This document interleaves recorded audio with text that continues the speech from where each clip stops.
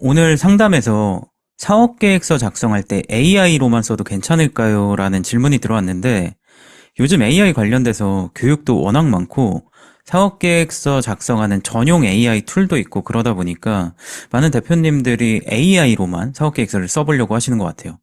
근데 이렇게 해도 심사 단계에서 문제가 없나요?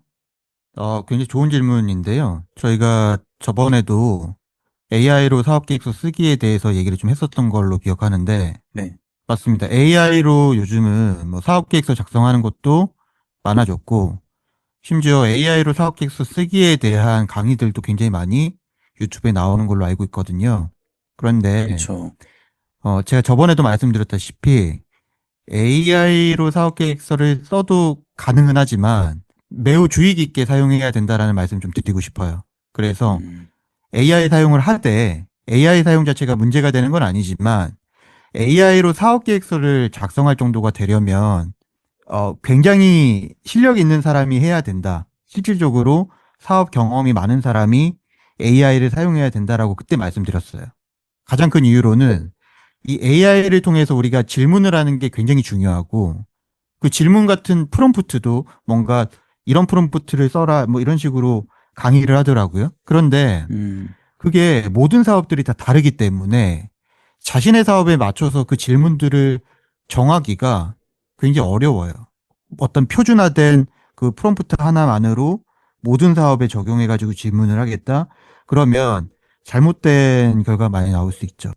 그래서 AI를 사업 계획서를 위해서 사용할 때는 굉장히 주의 깊게 사용해야 된다. 이런 말씀을 좀 드렸던 걸로 제가 기억을 합니다. 그런데 음, 심사 과정에서 AI를 무분별하게 사용을 하거나 혹은 지금 말씀드린 것처럼 AI를 제대로 이해하지 못한 상태에서 사용하게 되면 저희가 심사위원들이 알아차릴 수밖에 없어요.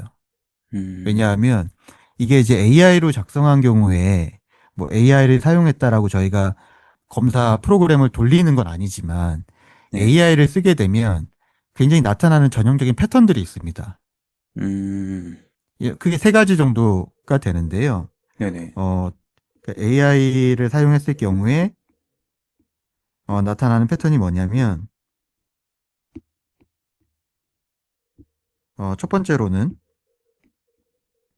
일반성이라는 문제들이 조금 불거지는 경우예요. 음, 실제로 뭐 이런 부분들은 저희가 뭐 사업기획서뿐만이 아니라 대학에서 리포트 채점할 때도 AI들 되게 많이 쓰거든요. 그래서 저희들 쓰지 말라고 하는데 뭐 쓰지 말라고는 하지만 다 쓰죠. 심지어 교수들도 쓰니까. 그런데 문제는 학생들이 이제 AI를 쓸 때 이런 일반성에 대한 문제들이 불거지거든요. 이거는 사업계획서에서도 마찬가지예요. 일반성이 뭐냐면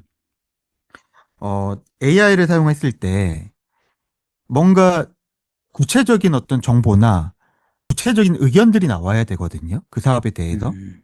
그런데 시장이라든지 산업이라든지 혹은 기술이라든지 이런 부분에 대해서 굉장히 일반적인 진술들이 많이 나옵니다. 음, 일반적인 음, 진술이나 정보 요약들이 되게 많이 나와요. 예를 들어서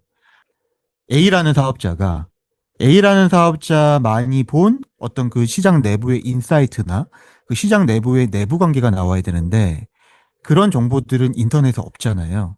그쵸, 그쵸. 그러다 보니까 사실은 AI라는 것 자체가 어떻게 보면 온라인에 있는 데이터들을 다 긁어오는 거거든요.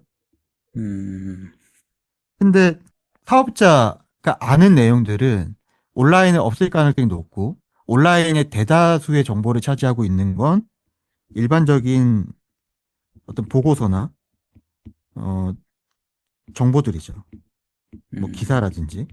네. 그래서 이런 내용들을 저희가 검색해 보면 예를 들어서 레고 시장에서 어떤 이러한 수요가 있는데 이런 제품을 할 거다. 그랬을 때 시장 분석을 해달라고 이제 정의를 하면 뭐 레고 시장에 굉장히 제너럴한 트렌드만을 어, 도출해주는 경향들이 좀 있어요. 그럼 저희가 봤을 땐 이게 이 사업 계획서에 좀 특화된 내용이 아니라 너무 일반적인 내용들. 예를 들어서 어플리케이션 사업을 한다 그러면 네. 교육용 어플리케이션을 한다 그러면 이 교육용 어플리케이션에 대한 굉장히 구체적인 어떤 시장 정보가 나와야 되는데 음, 단순히 이 AI로 도출된 내용에 의하면 뭔가 교육 수요가 늘어가고 있고 스마트폰 사용자가 늘어가고 있고 뭔가 이런 굉장히 제너럴한 어떤 스테이트먼트들이 많이 나온다라는 거죠. 일반적인 음, 진술들이. 그렇기 때문에 이게 누가 봐도 AI로 썼구나라는 것들이 티가 너무 많이 나는 거죠. 만약에 이제 그런 인식들이 이제 생기게 되면 이제 네, 어떤 생각이 드냐면 굉장히 성의 없구나. 요런 생각, 음, 인식들을 이제 심사위원들이 갖게 되는 거죠. 음, 사실은 이 일반성으로 인해서 심사위원들이 원래 보고자 했었던 건 뭐냐면 어떤 어, 사업자가 갖고 있는 그 사업에 대한 문제인식이나 혹은 그 시장 기회라는 것들을 저희가 확인하고자 하는 거거든요. 그런데 이런 부분들에 대한 맥락이 AI로는 작성하기가 힘들다.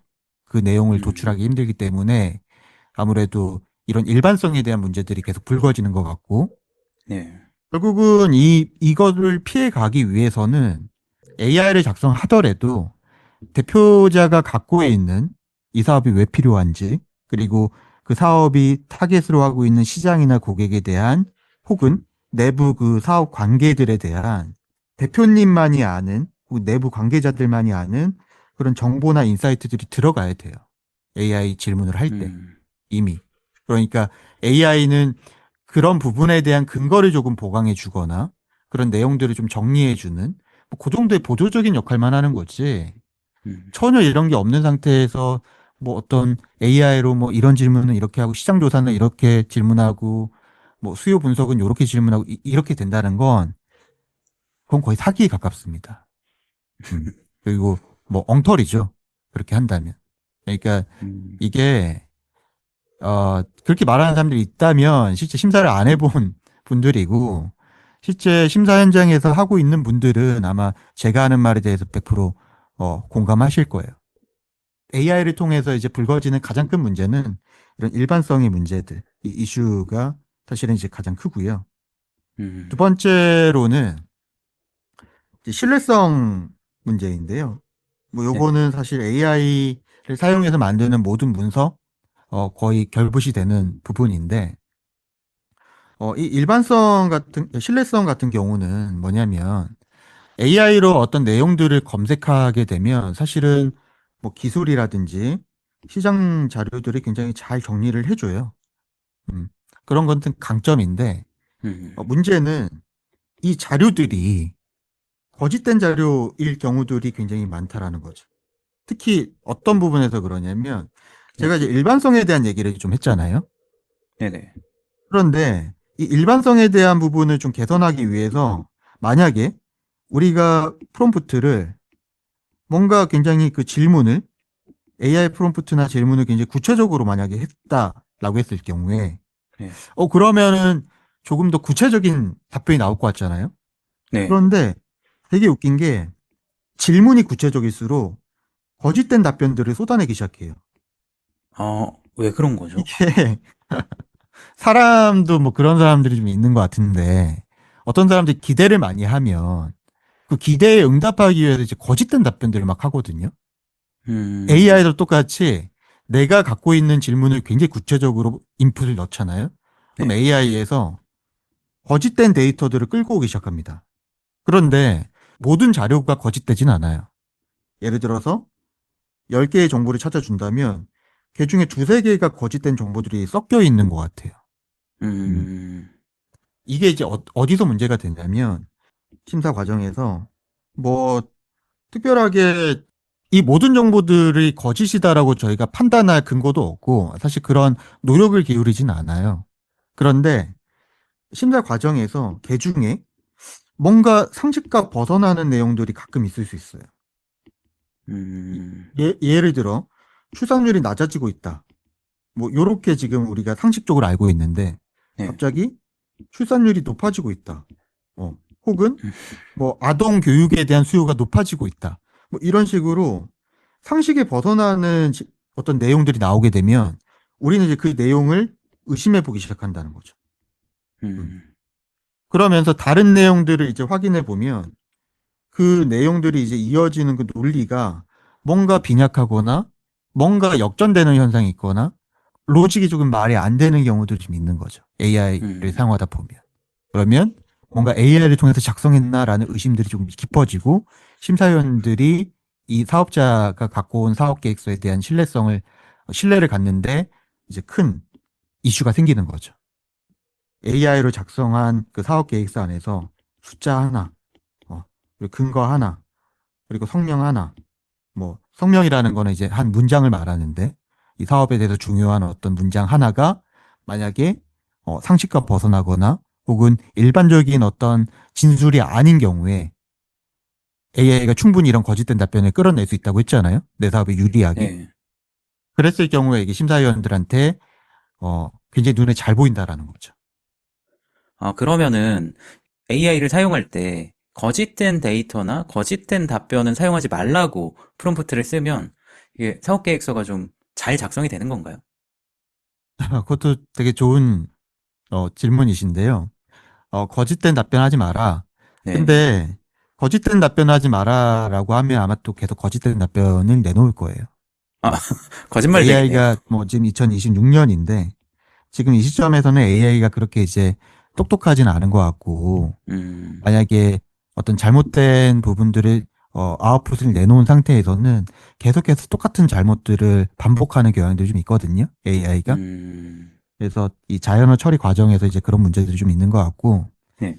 어, 그나마 이 문제들을 좀 해결하기 위해서는 거짓된 답변을 하지 말라고 한다라기보다는 그 답변을 요구하실 때 네.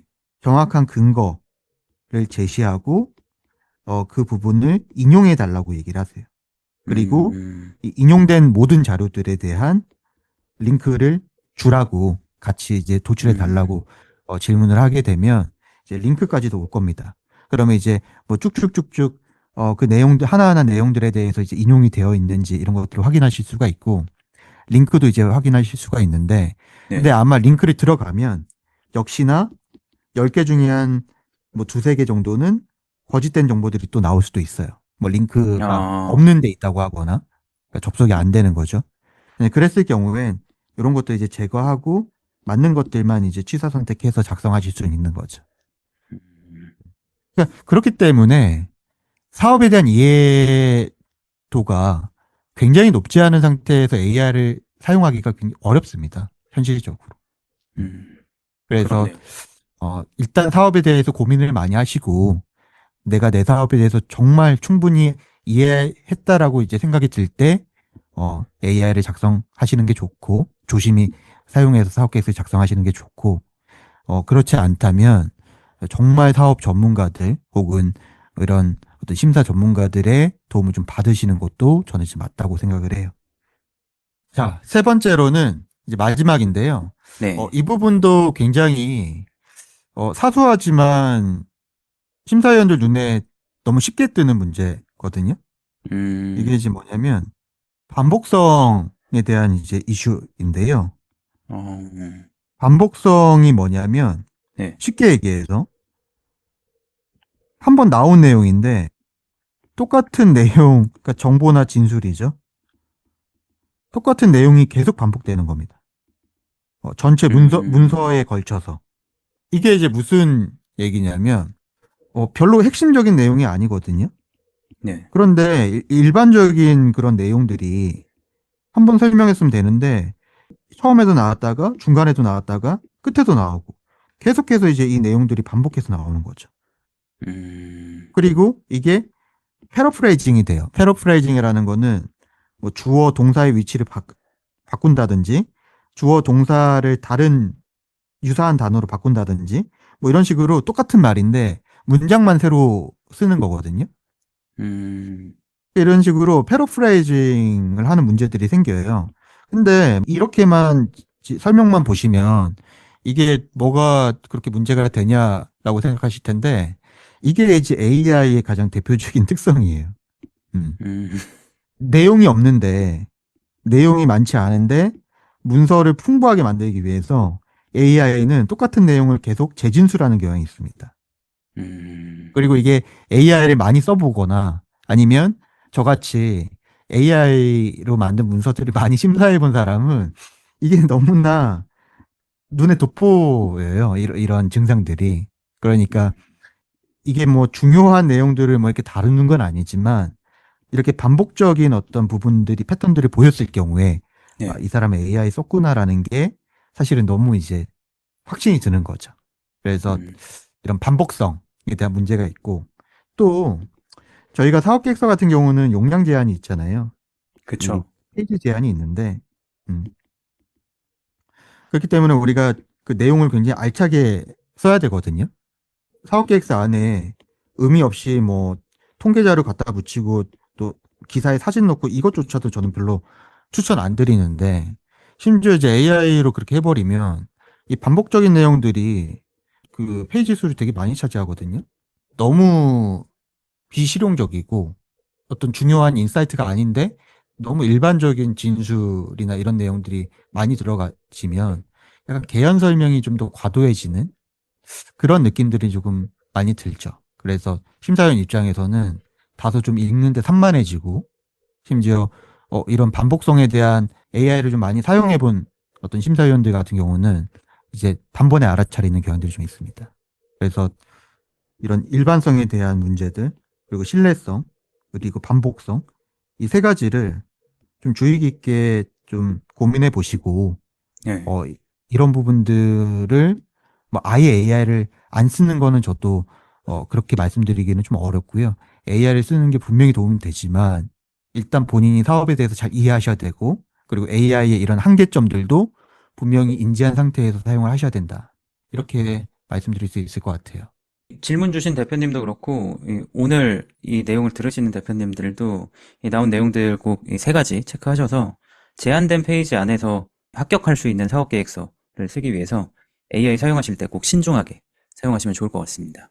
그래서 결론은 사업계획서 작성할 때 AI로 쓰면 심사에 걸릴까 안 걸릴까? 제가 뭐라고 했죠?